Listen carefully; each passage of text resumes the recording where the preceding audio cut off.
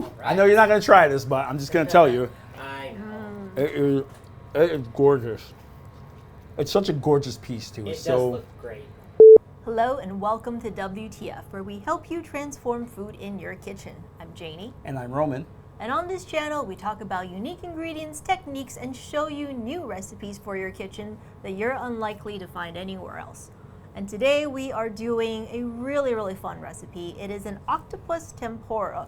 And of course, we're not just gonna cut up some octopus and fry it up because, you know, we wanna make it extra tasty, extra delicious, and special. So Roman's gonna walk you step by step through how exactly are we gonna make an unforgettable octopus tempura. Take it away, All right, here we go, jazz hands. Okay. All right, so octopus tempura, everyone. The only difference is today we are going to use Moo Glue to glue our octopus tentacles together so we can make a really nice, substantial piece of octo. All right, let's see it. All right, let's do it. So right here I have some octopus that I've actually already cut up. As you can see, I filleted the inside of it, but I'm gonna show you exactly how I did do that. Okay. So we have this tentacle right here, and we're gonna put it sucker side down. So you wanna make sure our sucker side is completely down, completely on the board. And I'm gonna take a really sharp knife and we're gonna cut it lengthwise the entire way. Okay. The main reason why we're doing this is because we are gonna glue this together using Moo Glue. But through my experiments, I found out that you cannot glue it together on the membrane. For some reason, gluing membrane to membrane does not work. So we have to cut it open and expose the flesh of the tentacle, and that will glue together just fine. So you have to be very careful with this and go really slowly because it'll want to turn, and we want to make sure that we're keeping those tentacles down. So we were theorizing about why the membrane did not want to glue. So there's a couple of possibilities. We didn't investigate this scientifically. If you know the answer, drop it in the comments and correct us. So there's a couple of possibilities. One is that the skin of the octopus does not actually have the necessary proteins, glutamine and lysine, in order to hold it together. That's one possibility. And then the second one is that the skin of the octopus, being such a special, you know, if you ever watch any of those documentaries, like it's super special. It can do so many things, and it has like all these tiny little folds in them. So we're like, well, maybe it's not flat enough. Right. That's just a guess. We don't actually know, but those are a couple of guesses for why that's happening. But it was something really interesting to find out as we're experimenting. All right, so what I'm doing, I slit it right down the middle, and then I'm gonna also put two lines on each side. So I already put one here, and I'm gonna put this one here. All I'm trying to do right now is just create more surface space. Okay. And more surface space will allow it to hold together a little bit better. It'll give it more room for the Moo Glue to be able to interact with the other legs of the other tentacles. Okay. And I saw before we start shooting, you're patting everything dry, so you kind of want to have like a really dry. Exactly. You don't want there to be too much water because that will kind of wash away the Moo Glue as you're trying to glue it together. Okay. All right.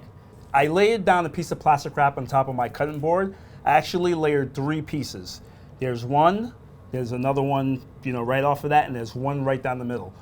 It's very important to do that as it'll add more strength, so when you're rolling it up, it's very tight. If you try to do it 1 piece or 2 pieces, it won't work. Trust me, I've done it. So 3 pieces, 2 on the side and then 1 down the middle. Okay. All right, so as you can see, I've kind of brought them all up here. I'm gonna bring them down one by one. Fat end to low end, and I'm just gonna,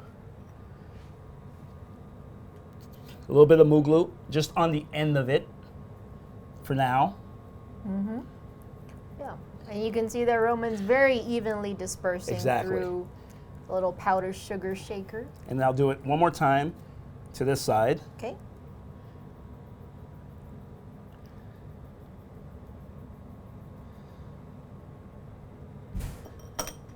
And then we will just kind of move this over here.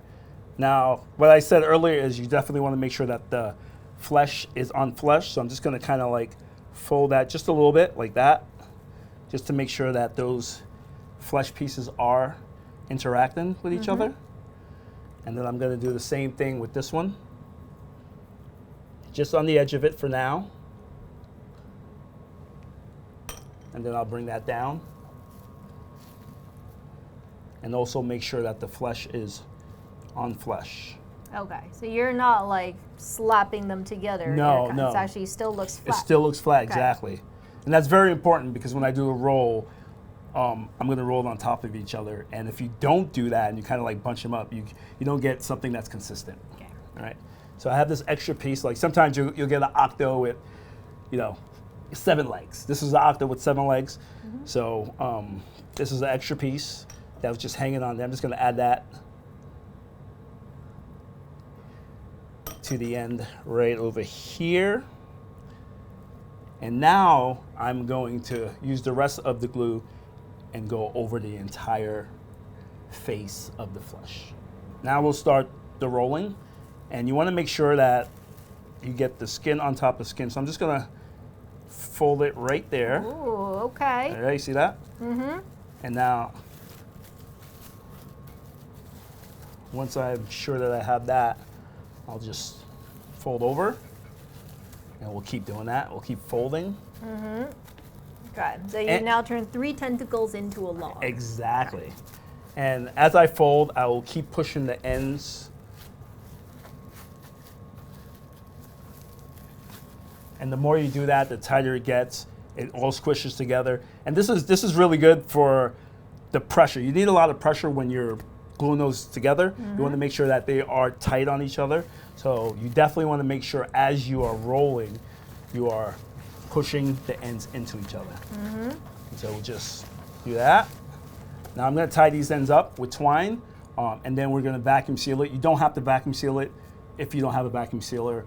We do it because it's going to aid it. It's going to make it hold together faster. It usually Moo Glue will work within 8 hours. Vacuum sealing it, if you don't vacuum seal it, I would recommend doing it overnight, just to make sure that it all holds together.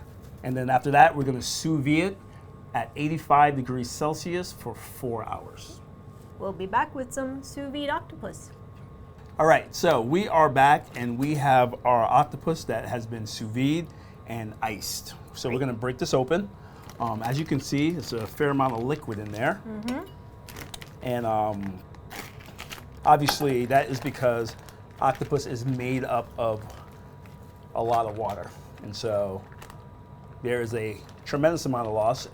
After you sous vide it, you end up with about 39% Wow, that is a lot. weight, big time. And this is kind of one of the reasons why this particular technique is super fun, because normally, right, you would get a really small, maybe like a popcorn size Yep, tempura piece, but now look at this honker we're gonna right get this, here. yeah. And that's the best part of that. So I'm just gonna cut this right down the middle so you can see like what you're getting. Look at that. Ooh. That's beautiful. Nicely together. It's a nice substantial piece. Normally when you do have octopus, you don't get like a piece like that. You could like cut this into kind of like a small little octopus fillet or whatnot and just sear it off. You can do plenty of things with it. But today we're going to tempura fry this, so I'm going to cut a couple of pieces off of this.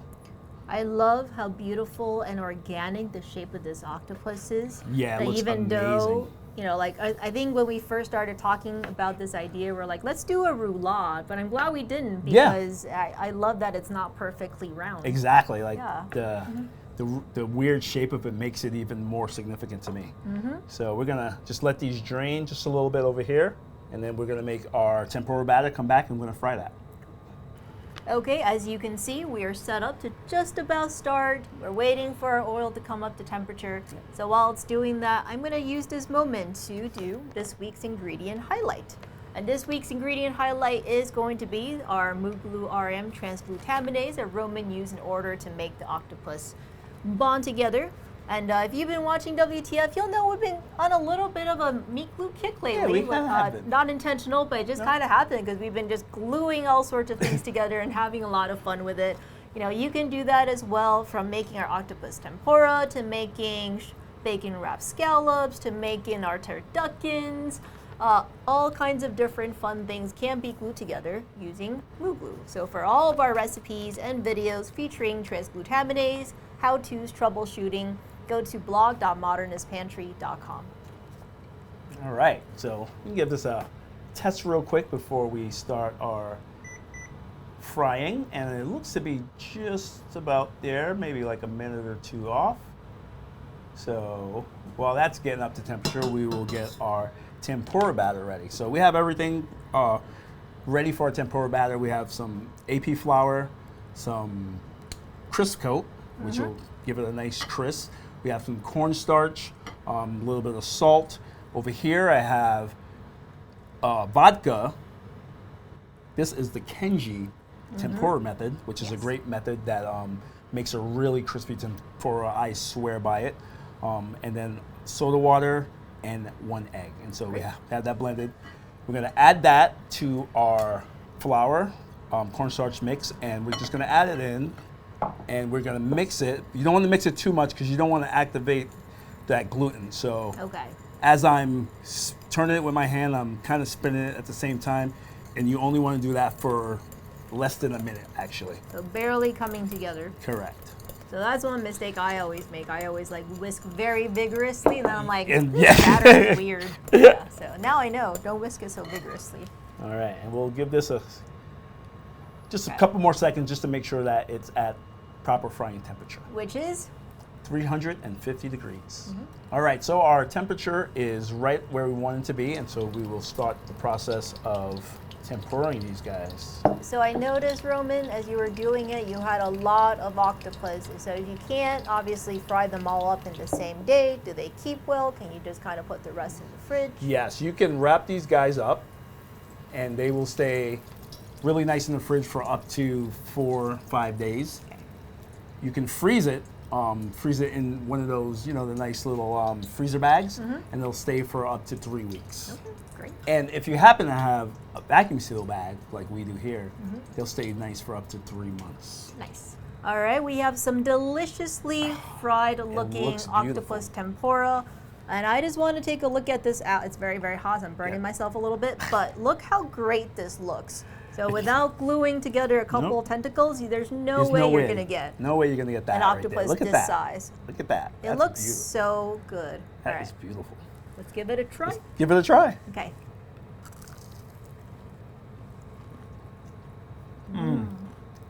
Wow. They're so good.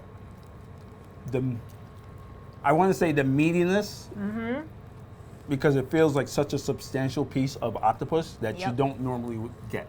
Yes. It's like meaty. Yep. It's tender. It's perfectly cooked from the sous vide. You don't even need any salt or anything because the octopus is self-brining. Yes. And mixed with this perfect crispy Kenji tempura batter. Oh, this is so good. Wow. All right, we're gonna crush a couple of these. But before I do, I just want to remind you, you can get the full recipe in the links in the description below. Everything you see here on modernistpantry.com. And until next week, from here in the test kitchen, I'm Janie. And I'm Roman. And we transform food.